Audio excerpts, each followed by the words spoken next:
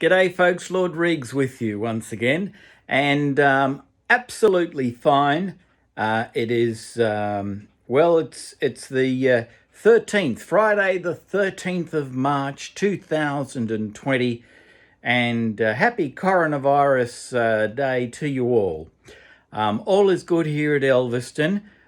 We've been self-isolating, not that we need to, but just to be on the safe side.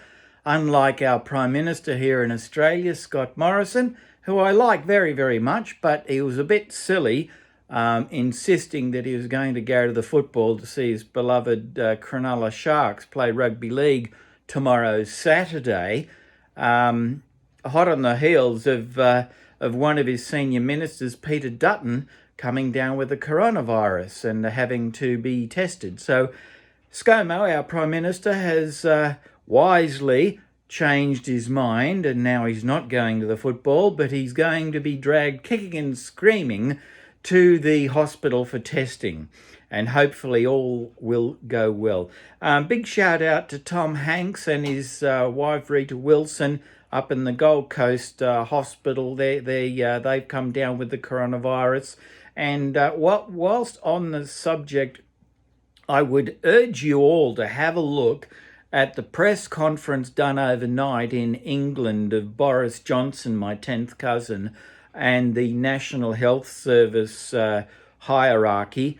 The National Health spokesman there spoke very, very well on what the United Kingdom are doing. Now, the advice that hit me between the eyes that was valuable from their experience was that if you do come down with the sniffles or a bit of a cough and a few sneezes, do not get on your high horse and trot off to the hospital or the doctors, because you probably don't have it. You probably only got a minor 24-hour thing. But if you do start coughing uncontrollably and it's a dry cough, and you're feeling the fever and you're taking your temperature, one of the first things I did, ladies and gentlemen, is buy a thermometer, and I test myself every day. And if you hit 37.7 or 37.8, that's when you pick up the phone and say, hey, I need help. I'm pretty sure I've got it.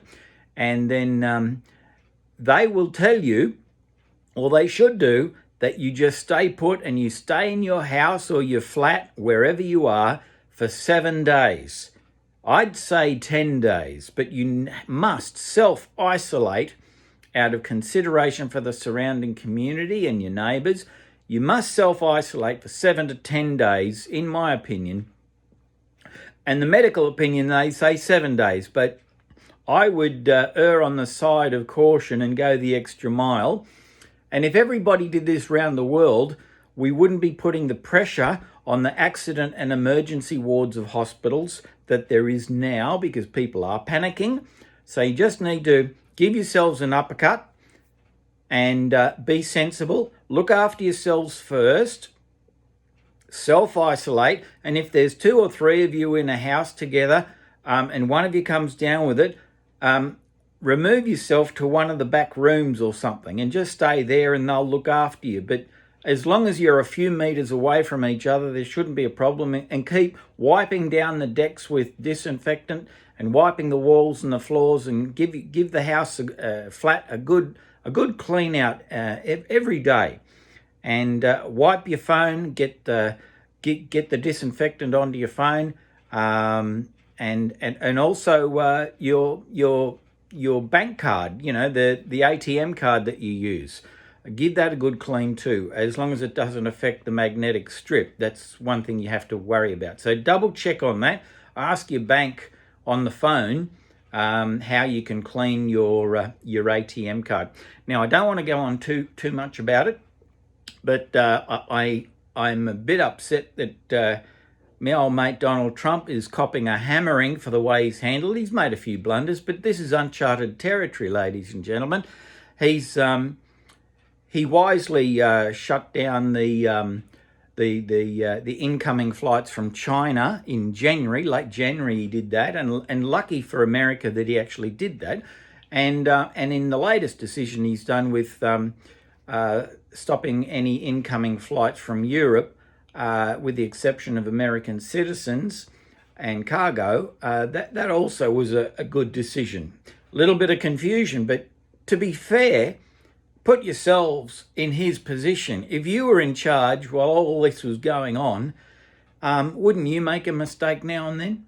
Okay, now I won't go on too much longer, but I want to give you some ideas what to do if you're self-isolating, how you can pass the time without getting bored, and for God's sake, don't take your own lives. Don't get suicidal. Be optimistic. We are going to get through this. I promise you, Lord Reags gives his guarantee we'll all get through this. Well, maybe not all. Maybe 5% of the population or maybe 10% of the population of the world will be gone. And that's just bad luck. Sad, but bad luck. As long as 90% survive, that's the price we've got to pay. I might cark it. Who knows? And if that's the case, then I'll be upstairs with God, and I've had a pretty good life anyway, and I love my grandkids, and I love my son and daughter, and even my ex-wife.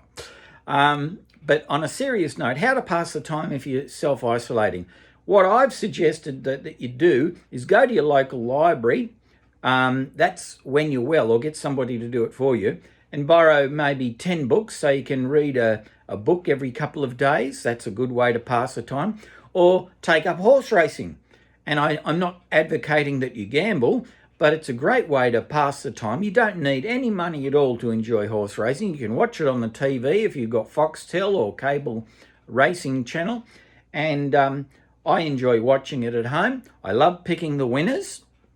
Often pick the losers, but that's okay. I like to pick the roughies, and if they come in place, I have a little bit of a point system where I compete with the Daily Telegraph in Sydney, and wouldn't you know, I'm miles ahead of all of the tipsters in the Daily Telegraph. So far, we're up to week 11, and I'm miles in front of all of them on the Saturday tipping for Royal Randwick or Rose Hill. Anyway, take up an interest, find some hobbies. If you don't like racing, find something else to do. I've got board games. I've got Monopoly, Scrabble, Trivial Pursuit. If you're on your own, you can't play them, of course. But if you've got access to the internet, there's plenty of game sites where you can play solitaire or poker or even 10-pin bowling. I love 10-pin bowling, and there's a great 10-pin bowling game you can play for free where you can try and get a 300 game, which I was never able to. That's 12 strikes in a row. But to my friends on Facebook, this was nice. Because I had a red-hot crack at Greta, the nasty little mother hater with Asperger's, who keeps trying to blame the older generation for all her problems as a child. God bless you, Greta. But I got thrown into Facebook prison. I call myself the Facebook Cooler King, like Steve McQueen in The Great Escape. And so there's a running joke with me and my Facebook friends. Anytime I get kicked out into the cooler by Facebook for having a red hot crack at somebody, I'm out of action for about a month. But it's so nice when I come back and I find all these lovely comments. Oh, where's Regan? We haven't seen Regan or Lord Reags for quite a while. What's the matter? So I want to reassure you all, I'm absolutely fine, breathing, inhaling, exhaling wonderfully well. And as you can see from my demeanour, I'm perfectly healthy. And I hope to remain that way for a long, long time. Now, the other thing you can do to pass the time while you're self-isolating is do your family tree. Try to talk to your relatives on the telephone or write letters even. And some parts of the world you can just leave a post, a stamped envelope and your letter on your letterbox, and your postie will collect it and he will post the letter for you.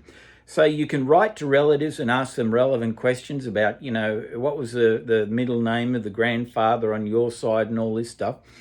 And it takes a long, long time to do a family tree. So that's a perfect way to pass 14 days or even 28 days, as Lord Reags recommends. I believe the incubation period is blown out, and because the thing is mutating, I think there's every possibility that we could have 250,000 people infected by June the 30th, and a million people infected and 250,000 people dead around the world. And even if that happens, so be it. There's 7.5 to 8 billion people on the planet. So be cheerful, be optimistic, be realistic.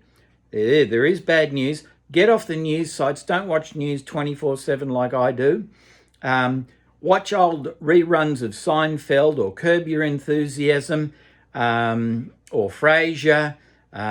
Watch a movie. Pass the time by writing about your own life. Write a letter to your kids or your grandkids, and jot down some of your happiest memories. And who knows, that could be the beginning of your memoirs.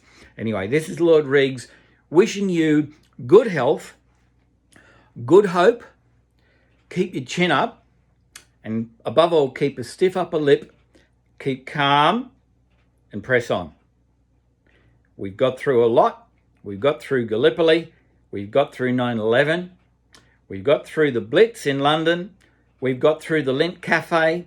We've got through so many things, tsunamis. We've got through droughts. We've got through bushfires. We will get through this. Trust me. This is Lord Reags, over and out. God bless you all.